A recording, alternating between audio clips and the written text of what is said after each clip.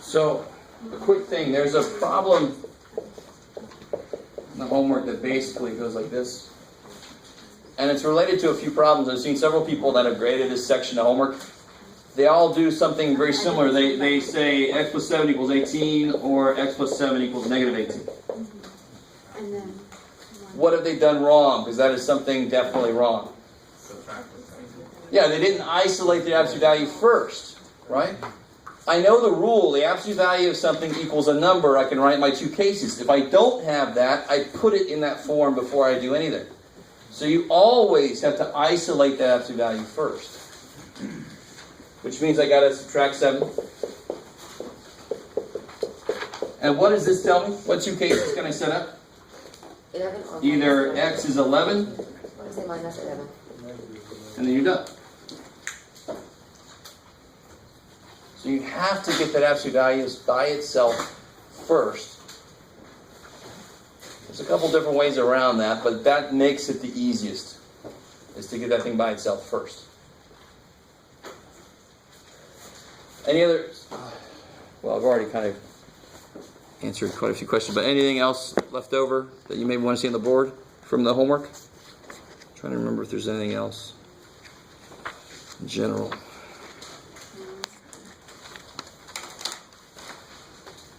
Yeah. On the white book, on the homework for section 7.1, problem number 40, on the top it has like m squared plus 9, but it can't be plus 9 because you can't cancel out the middle, right?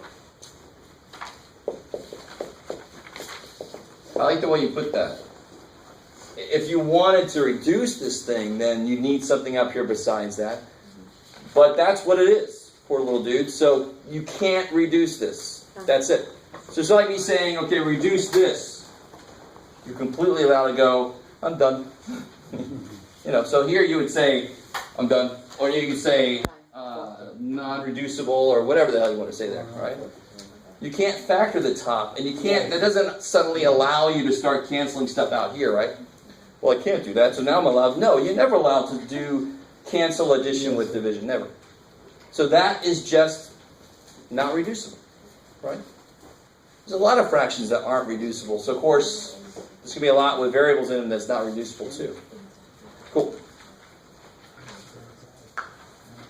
Yeah. Number 60, 10.2 in the white book.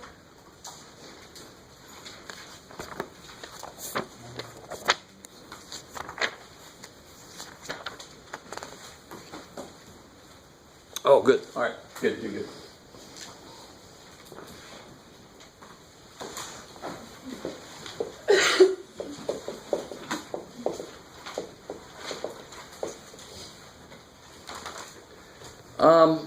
Let me see. Tell me this. In order to make this true, I mean, this is like wide open here. If I put a 3 there, for example, what would go here? 3. Or? Negative 3. Now, if I say put a negative 3 there, I've already basically done that. There's really only 2 cases here. So I saw one person set up 4 cases. But then it's like you've already done 2 of those cases. They're already there. The equality here, if I do something on this side, I don't have to redo it on that side too. It's already been covered. So what do I mean by that? What's the 2 cases I can set up? Either y minus 2 equals 2 minus y. I mean, if those are both the same number, then obviously this is true. Or if they're negatives of each other, this is true. You guys kind of with me? Or if y minus 2 equals the negative of 2 minus y. Now, why do I not also have to do, well, what if it's the opposite of this guy, Jeff? Why do I not have to do that? It's the same thing. This is the same as that. I just multiply both sides by negative, right? So that's covered. And why don't I do this? Well, what if they're both negative numbers, Jeff? You haven't done that yet. No. The negatives would cancel, and I'm there. So I still just need 2 cases for this. So that's the first level of weirdness to get past. There's another level coming. So either they're the same number or they're opposites of each other.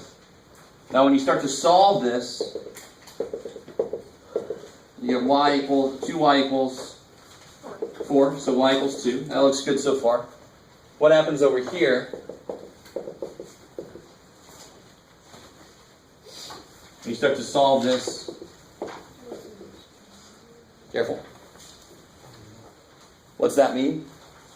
When is that true? Yeah, it's all real numbers. Right? This is always true. So all reals.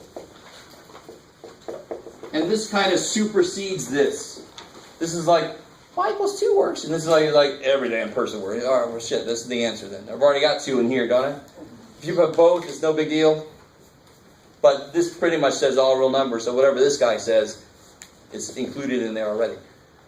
But a lot of people got a little troubled here, but any equation could have this happen, where the variables go away. Any equation could have that happen. So let it happen when it's going to happen. If this would have said -1 equals -2, that would have been no solution, thank you. Then what would the answer of this to this have been? If that would have been no solution, what's the answer to this? 2. Right? This guy is still saying 2 works. So he's cool no matter what. If this was no solution, the answer would still be at least 2. At least 2 works. We know that. And then we go over here and say, you got anything to add to that? And this dude says, yeah. Every damn thing. Right? If he would have been no solution, the answer to this would still have been 2. 2 still makes it work. Okay, maybe. There was another problem that was basically what I'm just now saying. It's, let's see if I remember which one. Where was it, Jeff? Let's see.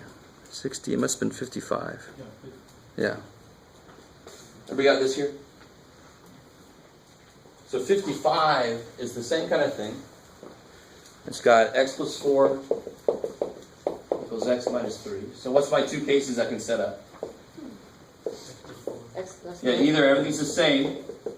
If those two are the same number, then obviously the absolute values would be equal, right? Or this is Minus the X. opposite of this guy. If this number is the negative of this number, then the absolute values would make them the same, would it not? I like it. That's always your 2 cases. One case is it's the same. The other case is you change the sign. So this one, of course, leads to what? No solution. He's got nothing. Right, so he's like, you two help me out. And this guy's like, I got nothing. They're like, okay, what do you got for me? Add x, subtract 4. 2x equals -1.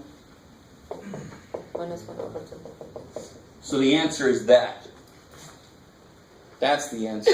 The other guy didn't add anything. He didn't add anything to me. But that's still the answer. In fact, check it. What's 1/2 plus 4? Wait for that scared me. 1/2 plus 4? Let's say 9/2. And what's 1/2 minus 3? Is everybody cool with that? There's 1/2 plus 4 is 9/2.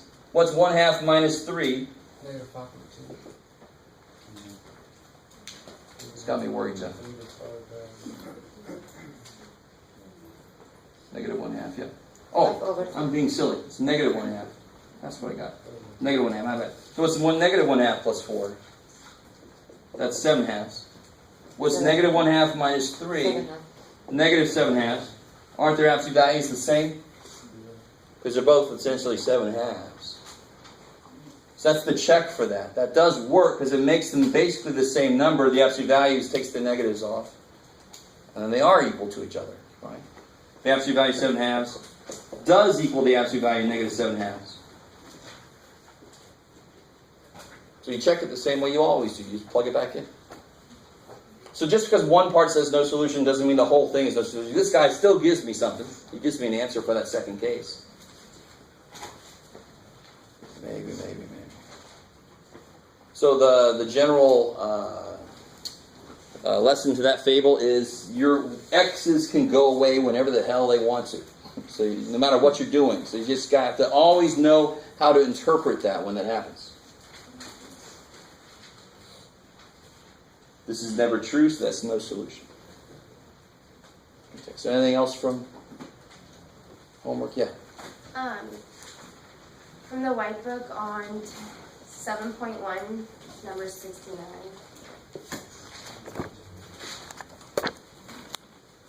Oh yes, this is the synthesis. It's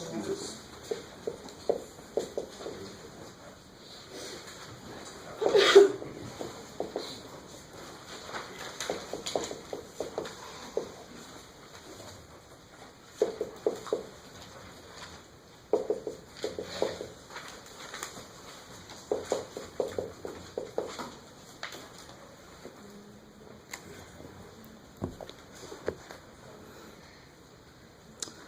So,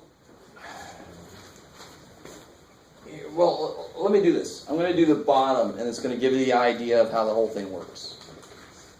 Because what's the main idea behind anything like this? When they say simplify, what do I do? Group. Well, more generally, factor. In this specific case, I'm going to group.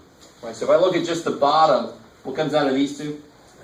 X4. X4 left with, X3. Plus 2. and out of there comes 4. a Minus negative 4, outside. and I'm left with X cube plus good. Because if I see that, that tells me, if I'm the person doing this, it tells me I can't go any further. And actually, it tells me I did something wrong. So when it's a negative out, they both should change. So what's the last step on factoring this? 4x minus 4. X to the fourth minus 4. X X cubed plus 2, I like. Cool. Now just do the same thing to the top and see if anything cancels. Something probably will. Hopefully, or else we'll see what happens.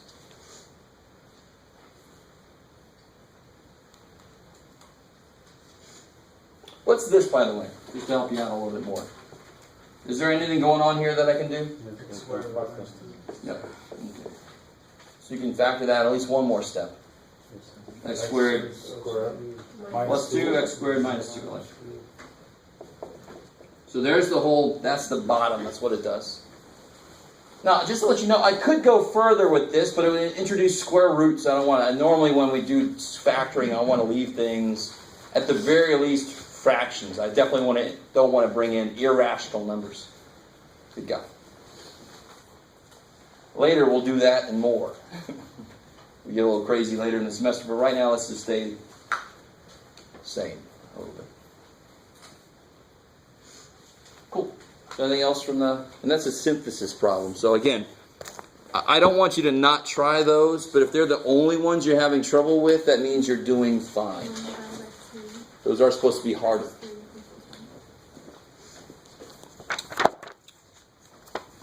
Okay, so last time we left off, we got up through 7.5. So I just want to finish out chapter 7 today, and that's it. Next time we'll get into exponents and radical functions.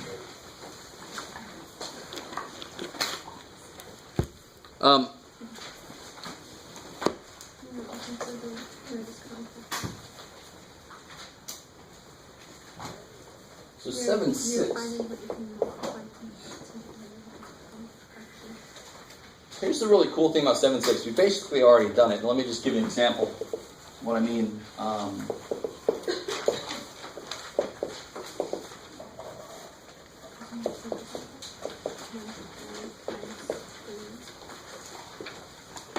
like it. So let me do this problem a little bit differently, but basically the same. I don't know the way I said it. There was a second option I gave. You could multiply everything by the LCD, but let's do this a little more meticulously. It's going to help us for this when we have variable expressions on the bottom. This one's not nearly as bad as it could be because it's got numbers on the bottom. Thank God. So what would the LCD be, of course? 12. So how do you make this something over 12? Yeah, times 4, times 3, times 2. So I get x over 12 minus 8 over 12 equals 15 over 12 plus 2x over 12. And then it's very clear why multiplying by the LCD works and is useful. If I multiply both sides by 12, what happens? All the 12s go away. It cancels, right? That kicks ass. So then I get x minus 8 equals 15 plus 2x. I get x equals negative 23. So we cool with that?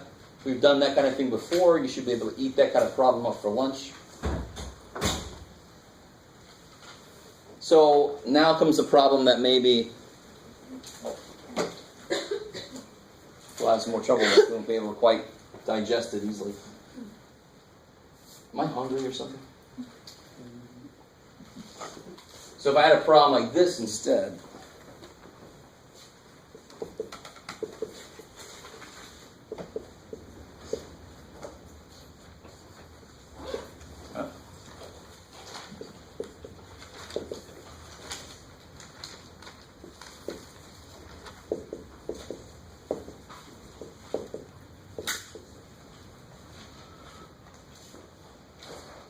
you'll learn to love what this problem tells you. I think, remember I told you there's a lot of hints in this problem, these kind of problems. That's not that difficult to factor, but it actually basically already factored it for me, right? You almost always, not always in this class, but almost always in this class, whatever you see on the bottom will at least be a part of some other piece at the bottom. So that makes it nice and easy to factor. How do you factor this then? X minus 9. X plus 3. And just to make sure, minus 9 plus 3 is minus 6, minus 9 is negative. Oh, sweet. I like it. Just double check and make sure, but that should obviously multiply that. So what's this guy missing? X plus plus 3. I don't know why I put those there. And then this missing X minus 9. x minus 9.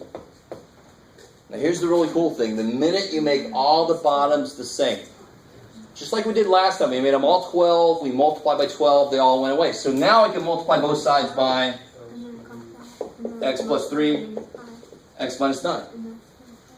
Just like we just did on that last problem, we multiplied by 12. Why the hell did we do something like that? Because then all the 12s went away. Well, what do I have on every single bottom now? That. So if I multiply by this, they all go away.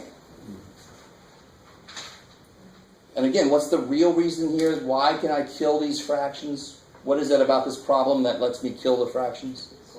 It's an equation. It's got an equal sign. I love it. It's got two sides that will balance me doing something like that. If that wasn't there, I just have to put my like terms together and stuff, right? I can't get rid of the fractions then. So what's left alive here? X equal 2 x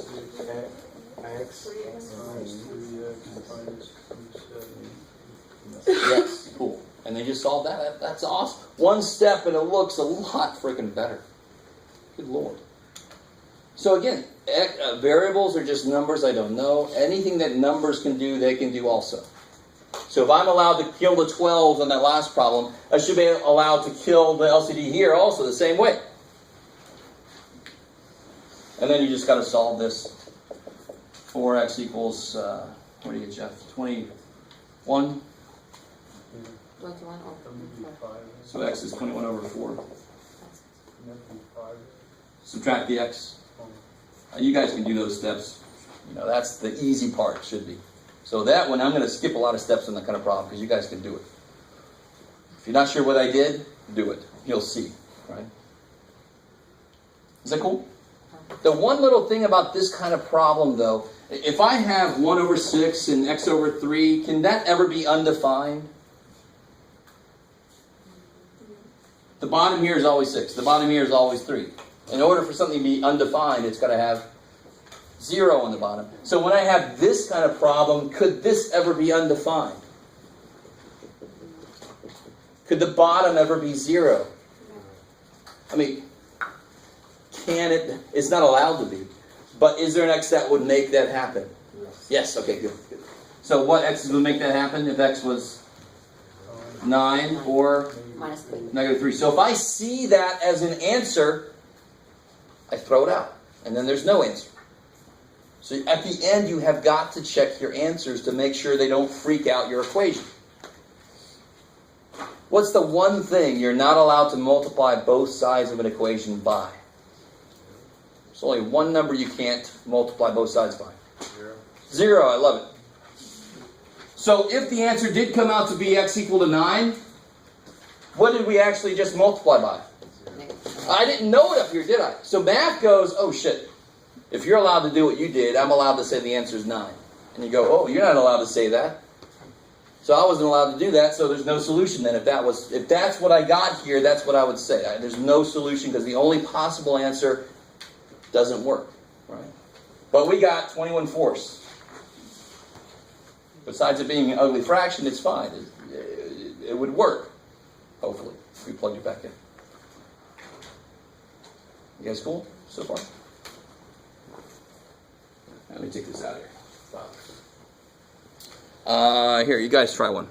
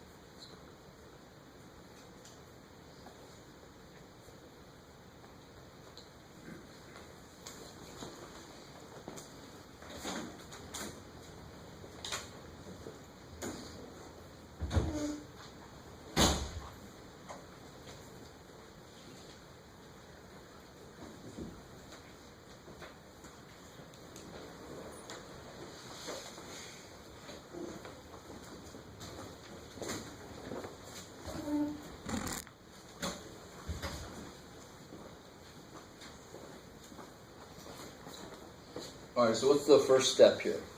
Factor x squared minus. Good. Factor whatever you can.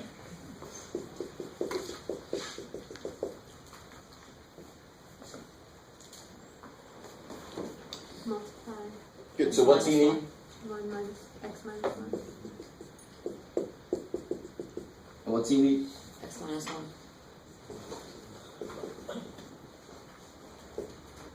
Okay.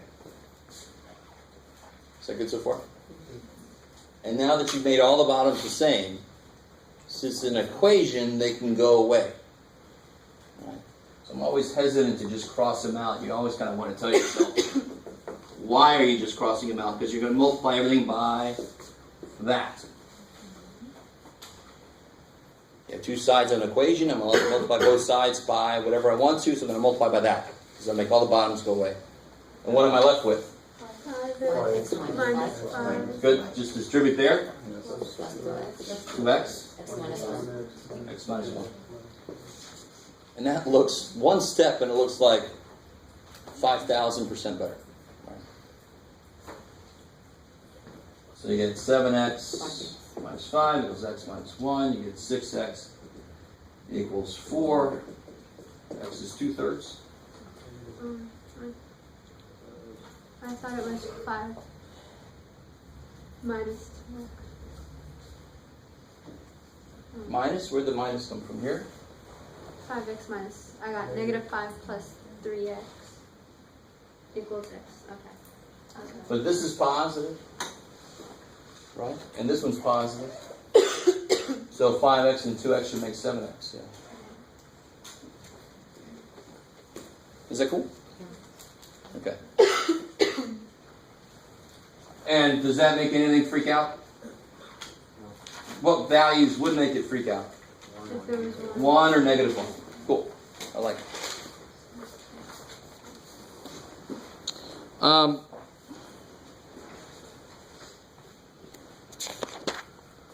I must be evil. These problems are pretty damn easy. Let me see. Look at number, here's one that always messes people up a little bit. Number 39.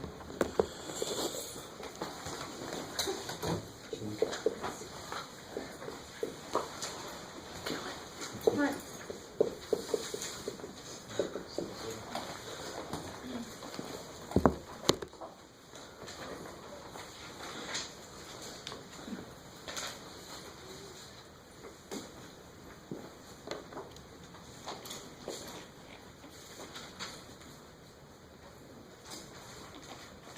T minus 3.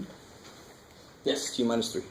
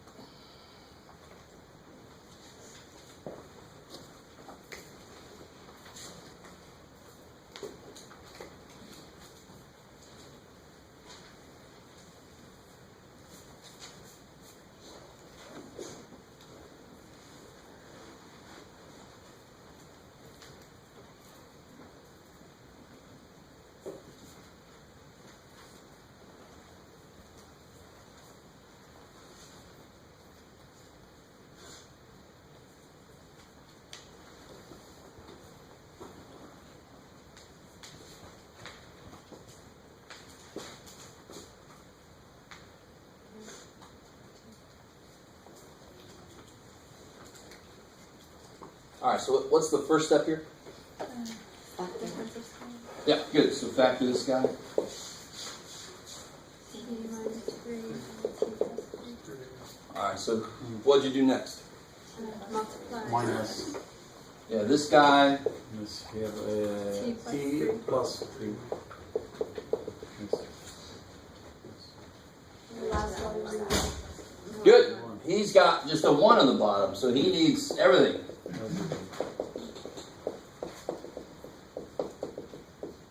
That poor little 1 dude is always left out. That's the biggest mistake I see is people look at it and say, it's not a fraction, what does it need? It needs everything, it's not a fraction, it's got a 1 on the bottom, it needs everything. Right? It's not you can leave it alone, it's you got to give everything to the poor dude. Right? Now every single bottom is the same. So you can multiply by that bottom, and it cancels everywhere, so what are you left with? 5 plus 15. Minus 3. Equals T squared. Yeah, plus 3t minus 3t cancels. It's a difference of squares thing, right? Yes. That's right. All right, so now, what tells me how to solve this? Equals 0. Why? I make. Because it's got a higher power than 1. I like it. One of my t variables has a squared on it. I can never get all my t stuff together then, really together, like in one. I can't. They're always going to be separate. They're not like terms. So I have to make it equal to 0 and factor. That's what tells me when to do that. Right? So I don't like teaching just straight triggers. I want you to understand why you've got to do something. But now that's your trigger. I'm cool with it now. If you see a higher power on your variable, you got to get it equal to 0 and factor. So if we subtract 5t. Yeah, so first I'll get my little like terms together here. And then I can subtract 5t and add 15. Minus 6. Is that cool? The reason I took them that way is just so my t squared stays positive. If the t squared is negative, it really screws my signs up. I don't want that to happen. I always want my t squared to be positive, so I took things that way. Is that cool? Okay. So you guys are looking like I'm crazy. So subtract 5t, add 15. Just get everything on one side, make one side 0, and the other side gets everything. And now you factor this guy in. T minus 6. Yeah, if you subtract t squared and add 9, you'll get exactly the opposite of what I got. So you did one at a time, right? You did 15 then T, or did you do both at the same I did them both at the same time, just because I wanted to. And you should start feeling comfortable doing this too. You're gonna need to do both of these. Do them both, yeah. And now here, how do you factor that? T minus 6, T plus. And this is the evil one. 5 and 6. Believe it or not, those are the most evil numbers in factoring. T minus 6. 6 and 1 would never work. Negative 3. Because to make 5, they have to have different signs. And they have to be plus here. They have to have the same sign. So it's 2 and 3. And they're both negative, so they make negative 5. You see how that's evil? It's evil. Why?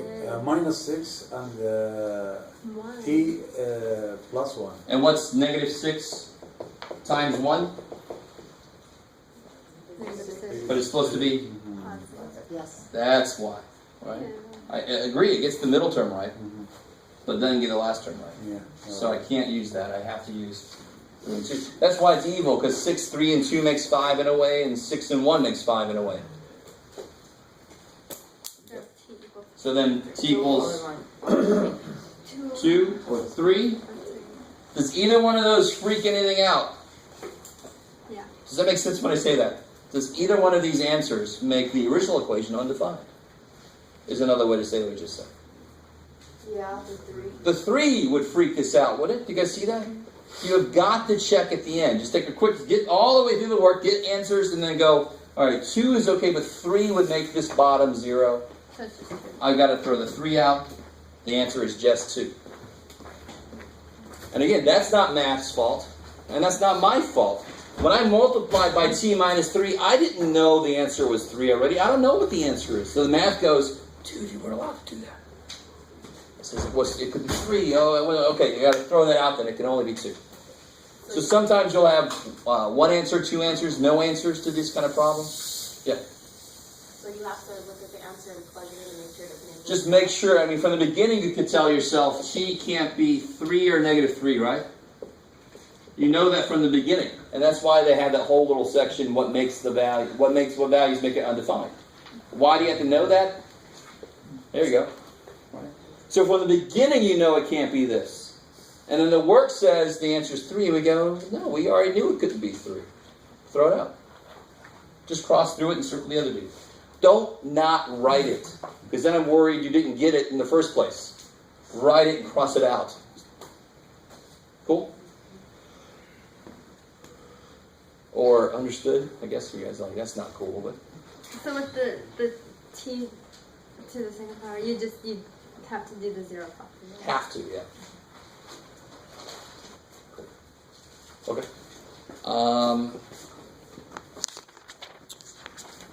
All right. So I know you're going to love this. Oh, real quick, before I get into that, that sounds exciting what I just said.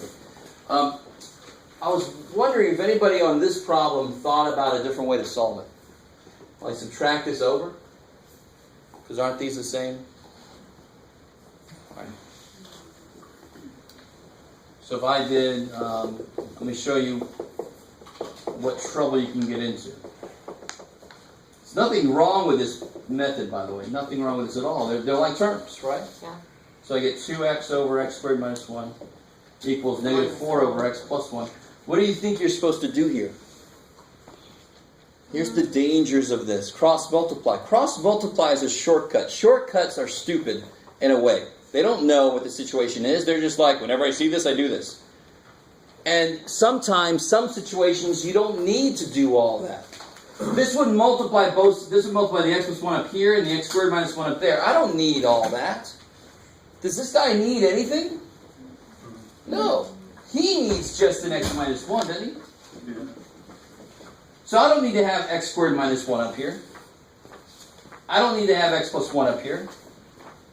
Do you guys see how that would make all your x's higher powers? You make a much harder problem. Why do that to yourself? So cross multiplying is nice unless the bottoms have something in common. Then it's like doing too much. So cross multiplying is it's stupid just because it doesn't know what's going on. It's smart to use it, but you got to realize that some situations it's too much. You don't need all that. So here I can just go there. 2x equals negative 4x plus 4. And when I solve this, I'll get the same thing we got earlier.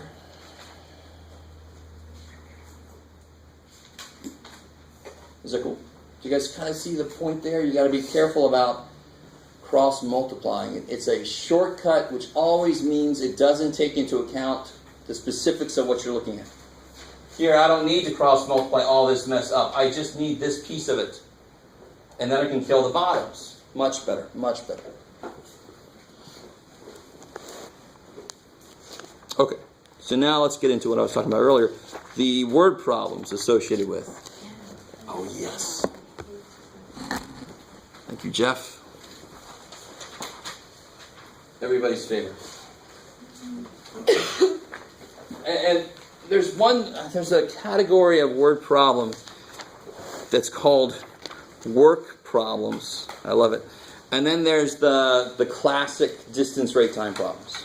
Those are easy. It's the three numbers. That one's the hardest one. The three number or the Yeah, finding okay. all three things. Gotcha. This one's not too bad. So real quick, the one called work problems. Let me give you a real life example. If I can mow the yard in 2 hours, and you can mow the yard in 2 hours. Oh yeah, does it sound at all familiar? If I can mow 1 yard in 2 hours, and you can mow 1 yard in 2 hours, how long would it take both of us working together to do it? Now the really crazy answer is 4 hours, right? You can see what somebody's thinking maybe, well 2 hours and 2 hours, 4 hours. No, you hope if we work together we get it done sooner, right? So I just want to stop somebody before they say 4 if anybody's thinking that. What do you guys think it is? 1 minus 2 and 1 plus 2 or something like that?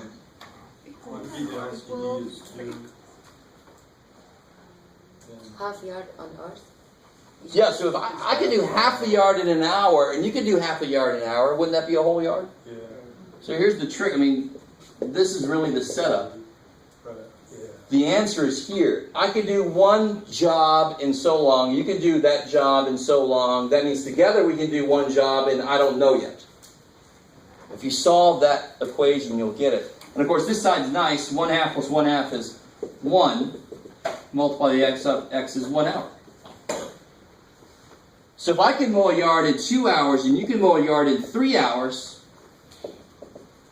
take a second and solve that. You guys see how that sets up? The word problems are actually kind of nice. If you can do something in 2 hours and I can do the same thing in 3 hours, together, how long would it take us? Would it take us longer or shorter than an hour? Shorter. Careful. It takes you longer than it did earlier before, right? Both of us 2 hours, takes 1 hour together. Me 2 hours, you 3 hours, you're a little slower. Crap. So overall, it should be a little bit more than an hour then, right? So try to solve that.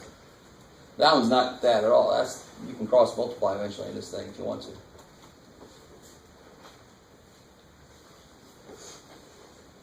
Or you can multiply by the LCD. That'll work here too, right?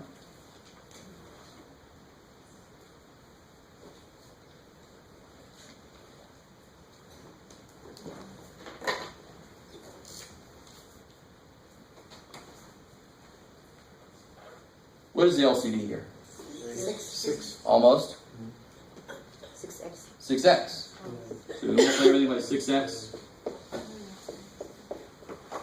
I'll get 3x plus 2x equals 6. X is going. So 5x equals 6. So x equals 6/5, which is 1 1/5 of an hour, a little more than an hour, which totally makes sense. Thank God. No, Uh-oh, five. all right. I got 5, 6. Oh shit, alright. That's in my head. Well, that means you're close. Yeah. Yeah, it's not easy to keep all this in your head and keep track of it all. These are real easy once you get the point. Once you get the feel for it, yeah. So let's try one right out of the book. Sure, let's do an embroidery problem. Sounds great. Totally up my alley. It's number 8 in the white book. It says, Chandra can embroider logos in 6 hours. So one job in 6 hours. That's Chandra. Tracy, or whatever the hell her name is. Yeah, Tracy. She's new, so it takes her 9 hours to do a job. And of course, the manager sticks you with her. You're like, oh, come on, man, she's slow. How long will it take you to do the job together? So the setup is just almost too easy to trust. How do you set this problem up? 1/6. Yeah, one job in 6 hours for you, Plus or for whatever name. 1/9. One job in 9 hours for her. Together, we could do one job in, I don't know.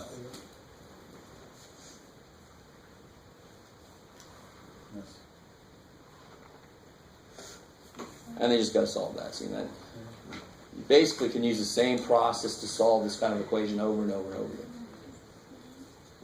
The only way they can make this any difficult at all is if they say, I can do one job in 2/3 of an hour, but you don't care. 1 over 2/3 is 3/2. Who cares? You can still solve that equation, not a big deal.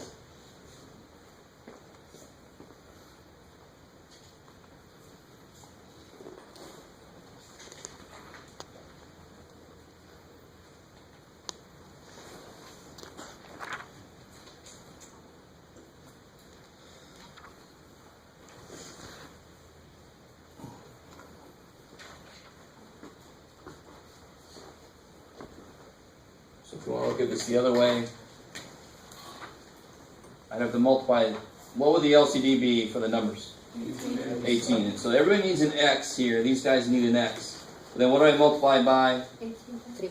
3 and 2.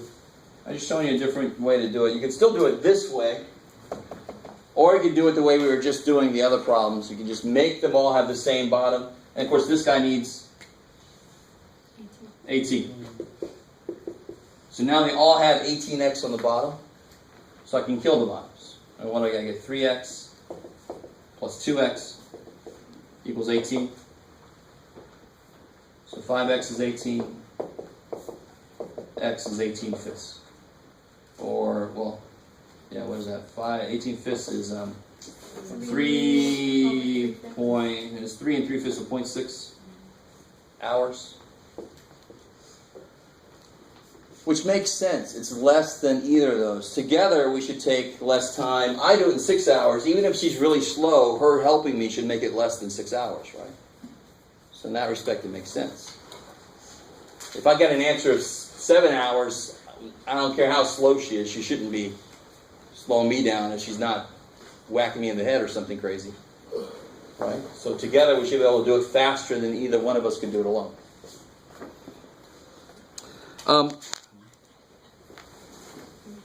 Yeah.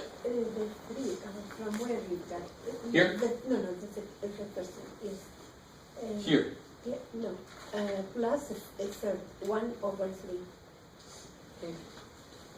Here. Yes. Oh, okay. This was, I said it and didn't write it. I said, what if I could do one job in 2 hours and you could do one job in 3 hours? So that's 1 and 2 hours together with somebody who could do one job in 3 hours would make one job in how many hours? Cool. All right. And this is if we could both do it in 2 hours. Yeah. So 2 separate examples. Yeah. The last kind of problem in this section, the main kind of problem, is the distance rate time. Your classic train leaves going south and the other train leaves going north. How long until they crash into each other or whatever? What's the main equation governing distance rate and time? D equals RT. Dirt. Yeah, D equals RT. Dirt. So the kind of problem, let me see.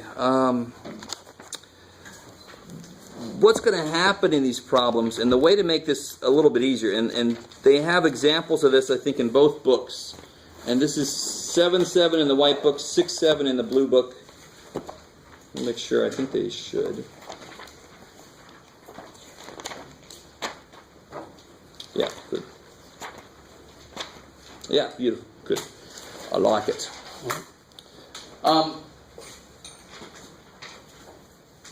The idea with this is they're going to give you two situations, and they're going to want to set it up. And what kind of keeps us organized really good is a little chart. So I'm going to have two situations. Rate times time equals distance. And all I have to do is fill in what I know from the problem. So one problem I always have is keeping everything organized that they tell me in a problem. So let's look at one. Let's look at, let's switch things up. Let's look at one in the blue book.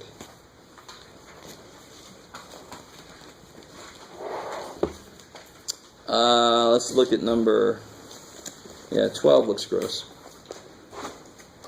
Number 12 in the blue book. And it says a boat moves 18 mile an hour in still water,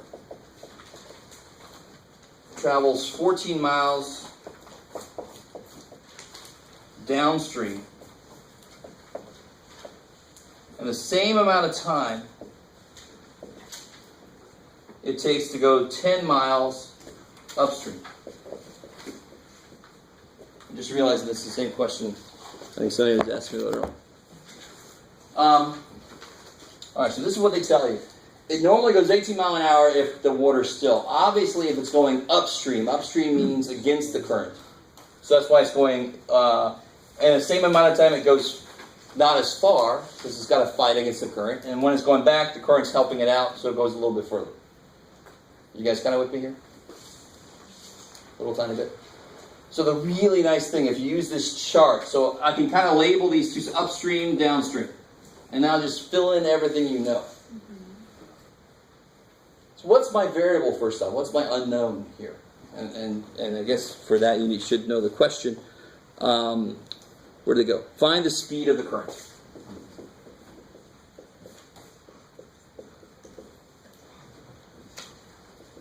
So obviously the speed of the current is my variable, is my x. So I go 18 mile an hour in still water. If I'm going downstream, that means it's helping me. So how fast will I be going if I'm going downstream now? I'm going to be going faster. So it's going to be my normal 18 plus x, because I don't know how much it's helped me out. It's helped me out however fast it's going, but I don't know how fast it's going. So of course downstream I'm going to be going Minus. 18 minus x. My normal 18 fighting against the current, now I'm going slower. And of course, if you ever watch somebody kayak on whitewater, which I'd love to do. I kayak on the La Jolla shores and stuff, but not on the whitewater. And they get to a point where they can just stay stationary. You ever seen that? Anybody do that? You've never seen it. So they're on the whitewater and they're just staying there because they're paddling forward at the same speed as the current's going past them. So they cancel out, so they're not going anywhere. You guys kind of with me? So if the current was 18 mile an hour, which I don't know what's happening to make that happen, then I would be sitting still if I turned my boat around, right? We got to go back. That's great. Let's just get off the boat. Right? You guys semi with me? So what else can I fill in here? What else do I know for sure? Time. Don't know anything about time, do I? I do know something that is the same amount of time, but I don't know the values to plug in. What else do I know for sure? Distance. Yeah, I know the distance here is, 14 for downstream. What did I just do? Oh, I think I labeled these wrong. Good job, Jeff. Downstream should be with the current. Upstream is against the current. So downstream I went a little further. That's 14. Upstream I went 10. miles. You with me? So I'm just filling in everything that I know. Now, these last two, Wow. if rate times time is distance, what's time equal to? 0. D Yeah, divide by R. So right here, what would go there? Time is distance divided by rate. 10 over 18 minus x. Time is distance divided by rate.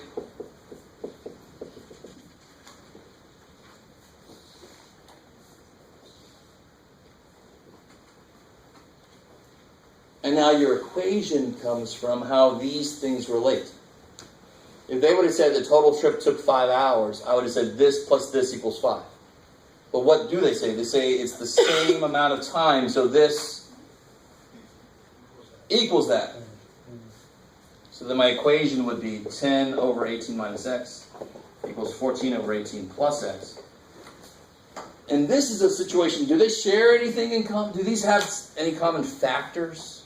Don't say 18. 18 is not a factor. Do they share anything in common? No, they don't. So then I can just cross multiply, no problem.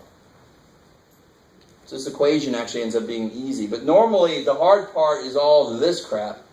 The easy part hopefully should be then solving what you set up.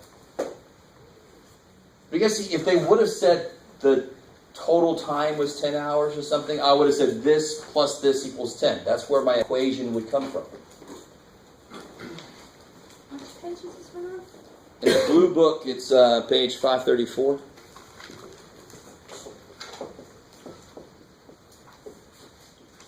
We'll do one out of the white book here next.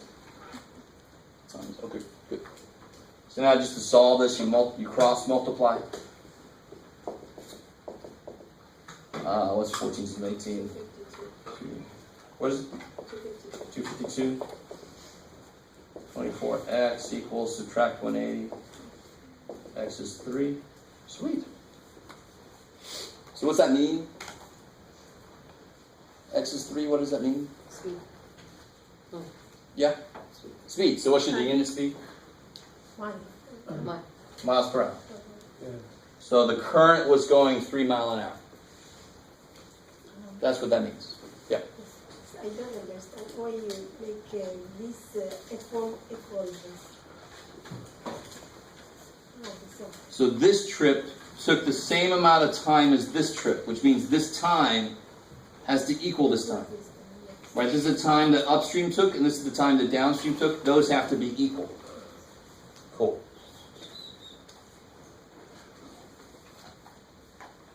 So let's try one out of the white book. Let's see, this is page 489. Blah, blah, blah.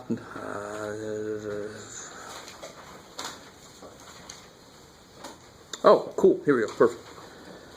Number 25.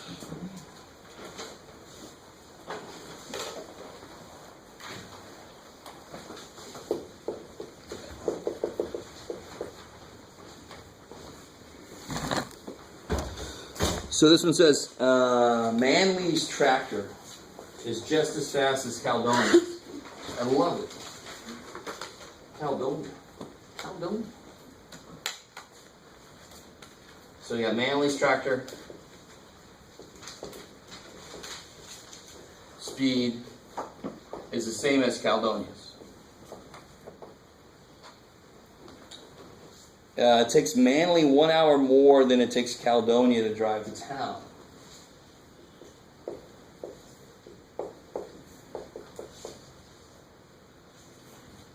If Manly is 20 miles from town and Caledonia is 15 miles from town, how long does it take Caledonia to drive to town? Just call her up and ask her. But that's why I love this practice. I still can set it up the same exact way. I've got my... It's kind of nice actually to have this chart because no matter how convoluted all the paragraph is that you read, you're just going to start filling in your blank spots with what you know for sure. So I've got Manly, I've got Caledonia, I've got rate times time equals distance.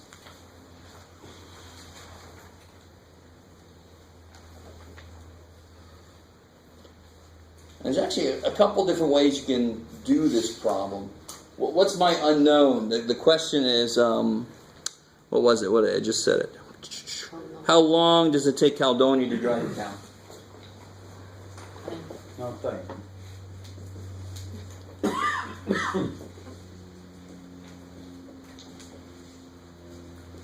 Cool. I like it. Is that 20 minutes and 15 minutes? 20 minutes and 20 miles away and 15 miles away. So just starting now, that I can fill that in right away, right? I know that for sure. Shit, I know that Manly is 20 miles away and Caledonia is 15 miles away. Right? What else can I fill in there?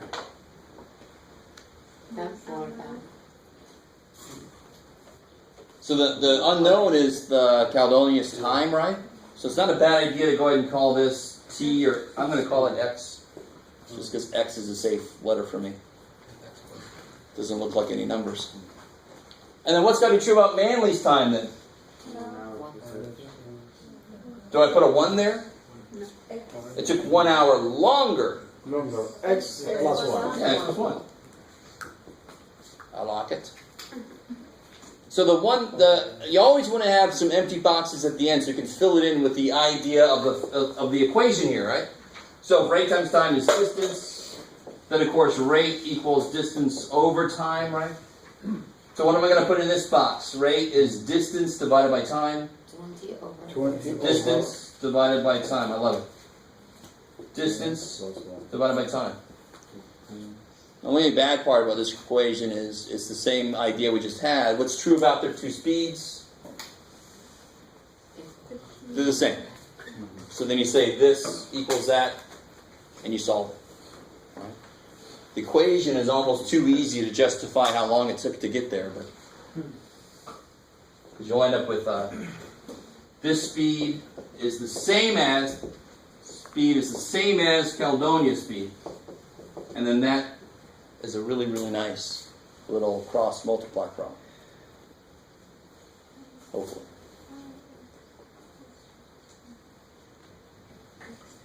How do you know it's the same speed? Because they told us. The very first sentence. Manly's tractor is just as fast as Caledonia's. Now, if you really want to get to it, you can start arguing about, well, does he drive as fast as he can go? But we're going to have to assume that, yes, they both put it all the way down. Right, they just open it up. Caledonia flying down the road on her tractor. Very strange image. Anybody like blues music at all? You know the song Caledonia? I think it's Muddy Waters or Caledonia? That's the only time I've ever seen that name anywhere. It's weird. The rest of you guys, listen to some blues, man. What the hell? It's good stuff. It's where everything else came from. And actually that came from something else, but evolution of music. Alright, so I'm starting to ramble, so that's enough. Next time, so that's the end of chapter 7. Don't forget tomorrow is the quiz. And then we'll just keep going into radicals. Square roots and cube roots and all that kind of stuff. So what will we do? Yeah, it'll be the inequality stuff. And then as far as we make it through here. Yeah. So I've got planned to go through 7-6 and we'll see. Yeah. So if I just review these sections, that should be good for tomorrow's quiz. It's these and then up through 7-5. So all of these? Oh, I'm sorry. I gotta remember. You got the key. So it's these and then up through 6-5. Okay. So it's in the white book. So all this, 4-2, 4-3. That was on the last test. Remember, we skipped this. Oh, so yeah. It'll be the inequalities and then through 6-5. Okay. Good.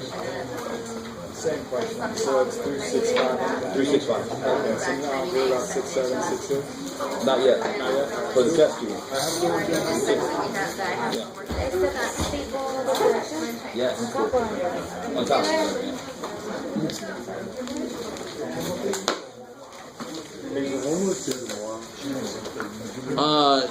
As far as it's day of the test.